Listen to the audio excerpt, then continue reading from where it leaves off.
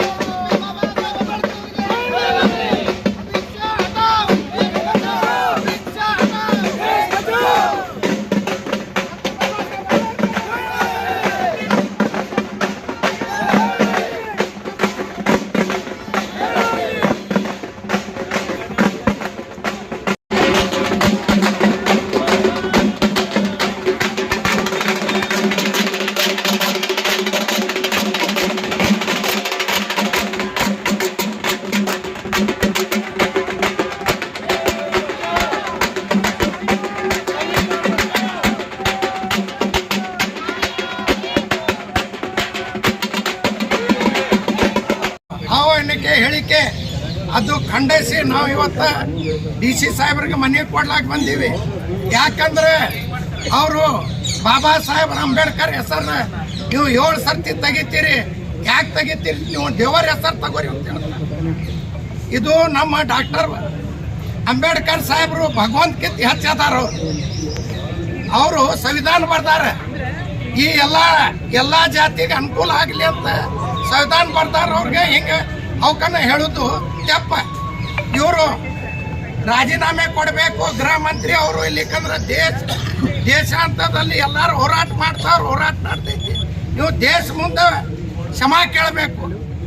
BJPಲಿಂದ first ನೀವು ರಾಜೀನಾಮೆ ಕೊಡಬೇಕು ನಿಮ್ಮ ಸಚಿವ ಸ್ಥಾನದಿಂದ. ಇದು BJP ಅವರು ಹಿಂದೂ ಮುಸಲ್ಮಾನ್ ಮಾಡ್ಕೊತೀಗ ಸಂವಿಧಾನ ಬರ್ದವ್ರು ಅಂಬೇಡ್ಕರ್ ಸಾಹೇಬ್ರಿಗೆ ಅವಮಾನ ಮಾಡ್ಲಾಕತ್ತಾರ. ಅವಮಾನ ಮಾಡೋದಷ್ಟೇ ಇಲ್ಲ, ಅವ್ರು ಹೇಳ್ತಾರೆ ನೀವು ಅವ್ರದ್ದು ಯಾಕೆ ಹೆಸರು ತಗೋತೀರಂತ. ನಿಮ್ಗೆ ಇದನ್ನೂ ಗೊತ್ತಿಲ್ಲ. ಸಂವಿಧಾನ ಬರ್ದವ್ರು ಅವ್ರು ಅದಾರ. ಅವ್ರು ಬರ್ದಿರ ಸಂವಿಧಾನದೊಳಗೆ ನೀವು ಮಂತ್ರಿ ಆಗಿರಿ, ಮಿನಿಸ್ಟರ್ ಆಗಿರಿ, PM ಆಗಿರಿ. ಅವ್ರಿಗೆ ನಿಮ್ಗೆ ಇಷ್ಟು ಗೊತ್ತಿಲ್ಲ. ಅವ್ರ ಹೆಸರು ಹೇಳ. ನೀವು ಏನೂ ಮಾಡ್ರಿ, ರಾಜೀನಾಮೆ ಮಾಡಿಕೊಡ್ರಿ. ಇಲ್ಲಿಕಂದ್ರೆ ನೀವು ಎಲ್ಲ ದೇಶ ಮುಂದೆ ಕ್ಷಮಾ ಕೇಳ್ರಿ. ಅಂಬೇಡ್ಕರ್ ಅವರಿಗೆ ಆತ್ಮೀಯ ಬಂಧುಗಳೇ, ಇಂದು ಭಾರತೀಯ ರಾಷ್ಟ್ರೀಯ ಕಾಂಗ್ರೆಸ್ ಪಕ್ಷದ ವತಿಯಿಂದ ಪ್ರತಿಭಟನೆಯನ್ನ ನಮ್ಮ ಜಿಲ್ಲೆಯ ಅಧ್ಯಕ್ಷರು ಸನ್ಮಾನ್ಯ ಶ್ರೀ ಮಲ್ಲಿಕಾರ್ಜುನ ಲೋಣಿಯವರ ನೇತೃತ್ವದಲ್ಲಿ, ನಾಯಕರಂತಹ ಮುಷರಫ್ ನೇತೃತ್ವದಲ್ಲಿ, SC/ST ಘಟಕ ಅಧ್ಯಕ್ಷರಂತಹ ಗಬ್ಬೇವಾಡಿಯವರ ನೇತೃತ್ವದಲ್ಲಿ, ಸಮಸ್ತ ಮುಖಂಡ ನೇತೃತ್ವದಲ್ಲಿ ಇವತ್ತು ಪ್ರತಿಭಟನೆ ಮಾಡ್ತಾ ಇದ್ದೇವೆ. ತಮಗೆಲ್ಲ ಗೊತ್ತು, ಇವತ್ತಿನ ಕಾಲಘಟ್ಟದಲ್ಲಿ ಇಡೀ ಜಗತ್ತೇ ಬಾಬಾ ಸಾಹೇಬ್ ಅಂಬೇಡ್ಕರ್ ಅವರನ್ನ ವಿಶ್ವ ನಾಯಕ, ವಿಶ್ವ ಮಾನವ ಅಂತ ಒಪ್ಕೊಂಡಂತಹ ಕಾಲಘಟ್ಟದಲ್ಲಿ ಮೊನ್ನೆಯ ದಿನ ಈ ದೇಶದ ಗೃಹ ಸಚಿವರು ಸಂವಿಧಾನದ ಪ್ರದತ್ತವಾದ ಅಧಿಕಾರದಲ್ಲಿದ್ದವರು, ಬಾಬಾ ಸಾಹೇಬ್ ಅಂಬೇಡ್ಕರ್ ಕೊಟ್ಟಂತಹ ಭಿಕ್ಷೆಯಲ್ಲಿ ಅಧಿಕಾರ ನಡೆಸ್ತಾ ಇರುವಂತವರು ಅಮಿತ್ ಶಾ ಅವರು ಮಾತಾಡ್ತಾರೆ ಅಂಬೇಡ್ಕರ್ ಒಂದು ಪ್ಯಾಷನ್ ಆಗಿದೆ ಅಂತ. ಹೌದಪ್ಪ, ನಮ್ಮ ಪ್ಯಾಷನ್ ಆಗಿದೆ. ಯಾಕಂದ್ರೆ ಅಂಬೇಡ್ಕರ್ ಅಂದ್ರೆ ನಮ್ಮ ಜೀವನ, ಅಂಬೇಡ್ಕರ್ ನಮ್ಮ ರಕ್ತ, ಅಂಬೇಡ್ಕರ್ ನಮ್ಮ ಜೀವನ, ನಮ್ಮ ಜೀವ, ಅಂಬೇಡ್ಕರ್ ನಮ್ಮ ಬದುಕು, ನಮ್ಮ ಬಾಳು. ಅಂಬೇಡ್ಕರ್ ಹೇಳಲ್ಲ, ಜೀವನ ಪತ್ತ ಲಕ್ಷ ನಾವು ಅವರ ಹೆಸರನ್ನ ಪಠಣ ಮಾಡ್ತೇವೆ. ನಿನಗೇನಪ್ಪ ನೋವು? ಇವತ್ತು ಬಾಬಾ ಸಾಹೇಬ್ ಅಂಬೇಡ್ಕರ್ ಹಾಕಿಕೊಟ್ಟಂತಹ ಸಂವಿಧಾನದ ಅಡಿಯಲ್ಲಿ ನಾವೆಲ್ಲ ಬದುಕ್ತಾ ಇದ್ದೇವೆ, ನೀವು ಮರಿಬಾರ್ದು. ಒಂದು ವೇಳೆ ನೀವು ಅಂದುಕೊಂಡಂತಹ ಸಂವಿಧಾನವನ್ನು ನೀವು ಬಯಸಿದ್ದಾದ್ರೆ ನಿಮ್ಮ ಪ್ರಧಾನಮಂತ್ರಿ ಕೂಡ ಪ್ರಧಾನಮಂತ್ರಿ ಜಾಗದಲ್ಲಿ ಕೂರ್ತಿದ್ದಿಲ್ಲ ಅನ್ನೋದನ್ನ ತಾವು ಮನಗೊಳ್ಬೇಕಾಗ್ತದೆ, ಅರ್ಥ ಮಾಡ್ಕೋಬೇಕಾಗಿದೆ, ಅರ್ಥೈಸ್ಕೋಬೇಕಾಗಿದೆ. ಸುಖ ಸುಮ್ಮನೆ ದಲಿತರ ಮೇಲೆ ಪ್ರೀತಿ ತೋರಿಸುವಂತಹ ಮೊಸಳೆ ಕಣ್ಣೀರು ಬೇಕಾಗಿಲ್ಲ, ನಿಮ್ಮ ದಯಾಭಿಕ್ಷೆ ಬೇಕಾಗಿಲ್ಲ. ಬಾಬಾ ಸಾಹೇಬ್ ಅಂದ್ರೆ ನಮ್ಮ ಹಕ್ಕು, ಸಂವಿಧಾನ ಅಂದ್ರೆ ನಮ್ಮ ಹಕ್ಕು, ಅದ್ರ ಮೇಲೆ ಬದುಕ್ತಾ ಇದ್ದೇವೆ. ನೀವು ಬದುಕೋದನ್ನ ಕಲೀರಿ ಅಂತ ಹೇಳಕ್ಕೆ ನಾವು ಇದು ಪ್ರತಿಭಟನೆ ಮಾಡ್ತಾ ಇದ್ದೇವೆ. ನಿಮ್ಮ ಹುನ್ನಾರ ನಮಗೆ ಗೊತ್ತು, ಸಂವಿಧಾನ ಅಡಿಯಲ್ಲಿ ಬದುಕ್ತಾ ಇರೋ ನೀವು, ಬಾಬಾ ಸಾಹೇಬ್ ಕೊಟ್ಟಂತಹ ಭಿಕ್ಷೆಯಲ್ಲಿ ನೀವು ಬದುಕ್ತಾ ಇರೋ ನೀವು. ಇವತ್ತು ಬಾಬಾ ಸಾಹೇಬರ ಹೆಸರು ಪ್ಯಾಷನ್ ಐತಲ್ಲ, ಹೌದು, ಅದು ಪ್ಯಾಷನ್ ಹೌದು, ಫ್ಯಾಷನ್ ಹೌದು ಅಂತ ಹೇಳಕ್ಕೆ ಇಚ್ಛೆ ಪಡ್ತೇನೆ. ಅಷ್ಟೊಂದು ಹಗುರವಾಗಿ ಮಾತಾಡಬೇಡಿ, ಬಾಬಾ ಸಾಹೇಬರ ಬಗ್ಗೆ ಅಷ್ಟೊಂದು ಹಗುರವಾಗಿ ಮಾತಾಡಬೇಡಿ. ಇನ್ನು ಮೇಲೆ ಏನಾದ್ರು ಮಾತಾಡಿದ್ರೆ ನಮ್ಮ ದಲಿತ ಹುಲಿಗಳು ಅಟ್ಟ ಆಡಿಸ್ಕೊಂಡು ಬೇಟೆ ಆಡಬೇಕಾಗ್ತದೆ. ಎಚ್ಚರಿಕೆ ಕೊಡಕ್ಕೆ ಇಚ್ಛೆ ಪಡ್ತೇವೆ. ಬಾಬಾ ಸಾಹೇಬ್ ಅಂಬೇಡ್ಕರ್ ಅವರಿಗೆ, ಈ ನೆಲದ ಈ ಜನದ ಮಕ್ಕಳು ನಾವು, ಈ ನೆಲದಿಂದ ಹುಟ್ಟಿದವರು ನಾವು, ಬೇರೆಯಿಂದ ಬಂದಂತಹ ವಲಸಿಗರು ನಾವಲ್ಲ. ಈ ಭೂಮಿ ಮೇಲೆ ನಮ್ಮ ಹಕ್ಕಿದೆ, ಈ ನೆಲದ ಒಡೆಯರು ನಾವು. ಸಂವಿಧಾನ ನಮ್ಮದು, ಬಾಬಾ ಸಾಹೇಬರು ನಮ್ಮವರು. ಇದು ನೀವು ಅರ್ಥ ಮಾಡ್ಕೊಳ್ಳಿ. ಸುಖ ಸುಮ್ಮನೆ ಇನ್ನೊಂದು ಬಾರಿ ಬಾಬಾ ಸಾಹೇಬರ ಬಗ್ಗೆ ಅವಹೇಳನಕಾರಿ ಮಾತನ್ನ ಮಾತಾಡಿದ್ದೆ ಆದ್ರೆ, ಹಗುರವಾಗಿ ಮಾತಾಡಿದ್ದೆ ಆದ್ರೆ ಆಗುವಂತಹ ಪರಿಣಾಮಕ್ಕೆ ಅದಕ್ಕೆ ನೀವೇ ಜವಾಬ್ದಾರಿದಂತಹ ಸಮಸ್ತ ದೇಶವಾಸಿಗಳು, ಸಮಸ್ತ ದಲಿತರ ಪರವಾಗಿ, ಹಿಂದುಳಿದರ ಪರವಾಗಿ, ಅಲ್ಪಸಂಖ್ಯಾತರ ಪರವಾಗಿ ನಿಮಗೆ ಎಚ್ಚರಿಕೆ ಕೊಡಕ್ಕೆ ಇಷ್ಟಪಡ್ತೇನೆ. ಎಷ್ಟು ದಿನ ಬೇರೆ ಬೇರೆ ಧರ್ಮಗಳ ಬೆಂಕಿ ಹಚ್ಚಿ ಸಾಕಾಯ್ತು. ದಲಿತರು ಇವತ್ತು ಒಗ್ಗೂಡ್ತಾ ಇದ್ದಾರೆ, ದಲಿತ ಶಕ್ತಿ ಹೆಚ್ಚಾಗ್ತಾ ಇದೆ. ದಲಿತರ ಒಡೆಯುವಂತ ಹುನ್ನಾರ ಮಾಡಿ ಮತ್ತೆ 1947ಕ್ಕೆ ಮುಂಚೆ ಯಾವ ರೀತಿ ಪರಿಸ್ಥಿತಿ ದಲಿತರು ಬದುಕ್ತಾ ಇದ್ರು ಅದಕ್ಕೆ ತಾವು ತೊಳ್ಳುವಂತ ಹುನ್ನಾರಕ್ಕೆ ನೀವು ಕೈ ಹಾಕ್ತಾ ಇದ್ರ ಬಹಳ ಎಚ್ಚರದಿಂದಿರಿ. ಅದು ಯಾವತ್ತೂ ಸಾಧ್ಯವಿಲ್ಲ. ರಕ್ತ ಕೊಟ್ಟೆವು. ಬಾಬಾ ಸಾಹೇಬರ ಬಗ್ಗೆ ಅವಹೇಳನಕಾರಿ ಮಾತನ್ನ ಕೇಳಕ್ಕೆ ಯಾವುದೇ ರೀತಿ ನಾವು ಸುತಾರ ಒಪ್ಪಲ್ಲ ಅಂತ ಹೇಳಕ್ಕೆ ಇಚ್ಛೆ ಪಡ್ತೇವೆ. ಬಾಬಾ ಸಾಹೇಬ್ ಕೊಟ್ಟಂತಹ ಆ ನೇಳಿನ ಬದುಕ್ತಾರೆ ನಾವೆಲ್ಲರೂ, ಸಮಸ್ತ ದೇಶದ ಪ್ರತಿಯೊಬ್ಬ ಬಂಧು ಬಾಂಧವರು, ಮಹಿಳೆಯರು, ಯುವಕರು, ಯುವಜನರು ಒಕ್ಕೊರಲಿಂದ ನಾವು ಇವತ್ತು ಪ್ರತಿಭಟಿಸ್ತೇವೆ, ಖಂಡಿಸುತ್ತೇವೆ. ಇನ್ನೊಂದು ಬಾರಿ ತಾವು ಈ ರೀತಿಯಾಗಿ ಮಾತಾಡಬಾರ್ದು. ನಿಮಗೇನಾದ್ರೂ ಕಿಂಚಿತ್ತಾದ್ರೂ ನಾಚಿಕೆ ಇದ್ರೆ, ಕಿಂಚಿತ್ತಾದ್ರೂ ಮಾನ ಮರ್ಯಾದೆ ಇದ್ರೆ, ಕಿಂಚಿತ್ತಾದ್ರೂ ಸಂವಿಧಾನದ ಮೇಲೆ ಗೌರವ ಇದ್ರೆ, ಬಾಬಾ ಸಾಹೇಬರ ಮೇಲೆ ಗೌರವ ಇದ್ರೆ ತಕ್ಷಣ ಸನ್ಮಾನ್ಯ ಪ್ರಧಾನಮಂತ್ರಿಗಳು ಅಮಿತ್ ಶಾ ಅವರ ರಾಜೀನಾಮೆ ಪಡೆಯಬೇಕು ಅಂತ ನಾವು ಒಕ್ಕೊರಲಿಂದ ನಾವು ಆಗ್ರಹ ಮಾಡ್ತೇವೆ. ಬನ್ನಿ ಬಾಂಧವರೇ, ಒಬ್ಬ ಜವಾಬ್ದಾರಿಯುತ ಸ್ಥಾನದಲ್ಲಿರ್ತಕ್ಕಂಥ ಒಬ್ಬ ಸಚಿವ, ಅದು ಹೋಮ್ ಮಿನಿಸ್ಟ್ರು ಅಂತವ್ರೇನಪ್ಪಾ ಅಂದ್ರ ಸದನದಲ್ಲಿ ಡಾಕ್ಟರ್ ಬಾಬಾ ಸಾಹೇಬ್ ಅಂಬೇಡ್ಕರ್ ಅವ್ರ ಬಗ್ಗೆ ಬಹಳ ಲಘುವಾಗಿ ಮಾತನಾಡಿದ್ದಾರೆ. ಏನಪ್ಪಾ ಅಂದ್ರೆ ಅಂಬೇಡ್ಕರ್ ಅಂಬೇಡ್ಕರ್ ಅಂಬೇಡ್ಕರ್ ಅನ್ನೋದೇ ನಾವು ಪ್ರತಿನಿತ್ಯ ಒಂದು 10 ಸಲ ದೇವ್ರ ಜಪ ಮಾಡಿದ್ರೆ ಪುಣ್ಯ ಬರ್ತಿತ್ತಂತ. ಇವತ್ತು ನಾವು ನೆನಪಿಸ್ಕೋಬೇಕಾಗ್ತದ. ಮನುವಾದಿಗಳು ಹಿಂದೆ ಏನಪ್ಪಾ ಅಂದ್ರೆ ಎಲ್ಲರಿಗೂ ದಲಿತರನ್ನ ಯಾವ ಮಟ್ಟದಲ್ಲಿ ಇಟ್ಟಿದ್ರು, ಹೆಣ್ಣು ಮಕ್ಕಳನ್ನ ಯಾವ ರೀತಿ ಇಟ್ಟಿದ್ರು, ಹೆಣ್ಣು ಮಕ್ಕಳು 4 ಗೋಡೆ ಮಧ್ಯೆ ಬದುಕಬೇಕು, ಯಾರು ಹೊರಗೆ ಬರಬಾರದು. ಇವತ್ತು ದಿವಸ ನೋಡ್ತಾ ಇದೀವಿ, ಹೆಣ್ಣು ಮಕ್ಕಳು ಗಂಡು ಮಕ್ಕಳ ಸರಿ ಸಮಾನರಾಗಿ ಇವತ್ತಿಲ್ಲಿ ನಿಂತಿದ್ದಾರೆ ಅಂದ್ರೆ ಡಾಕ್ಟರ್ ಬಾಬಾ ಸಾಹೇಬ್ ಅಂಬೇಡ್ಕರ್ ಅನ್ನುವಂಥದ್ದು ಮಾತಾಡಿ ಸಂದರ್ಭದಲ್ಲಿ ಹೇಳಕ್ ಇಷ್ಟಪಡ್ತಾ ಇದೀನಿ.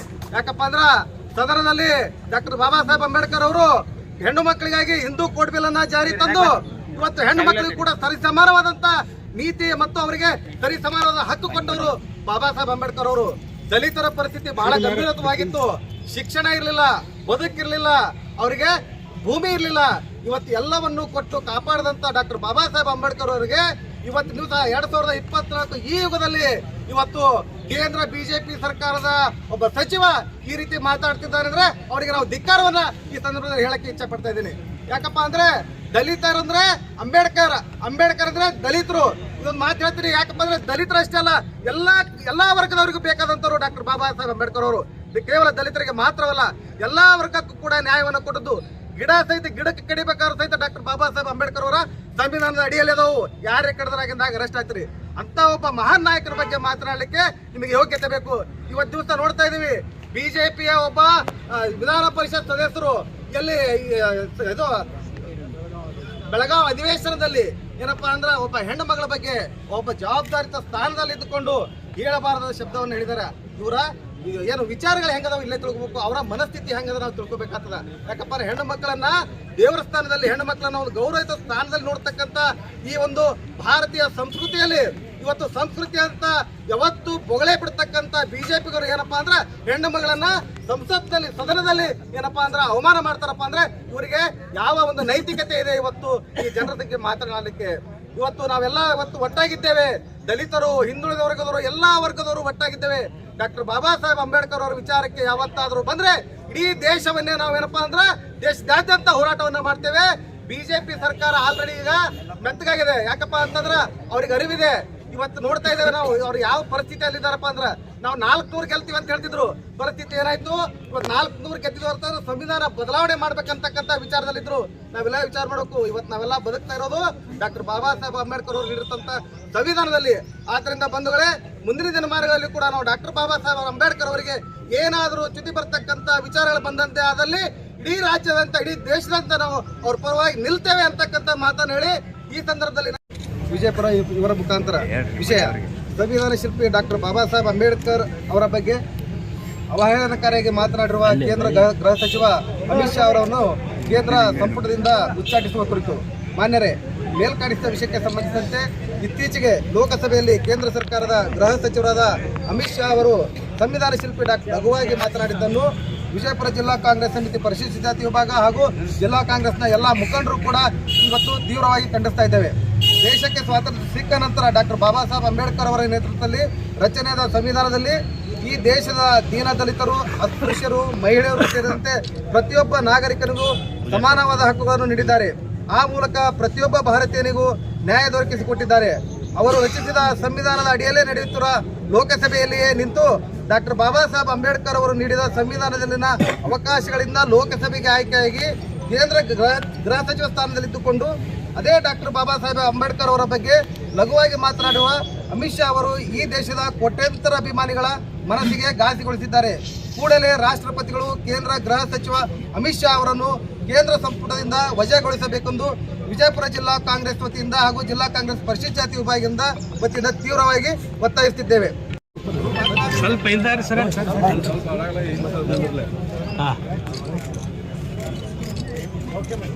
ಓಕೆ, ಎಲ್ಲಾರು ಕಾಂಗ್ರೆಸ್ ಆಫೀಸ್ ಬರ್ರಿ.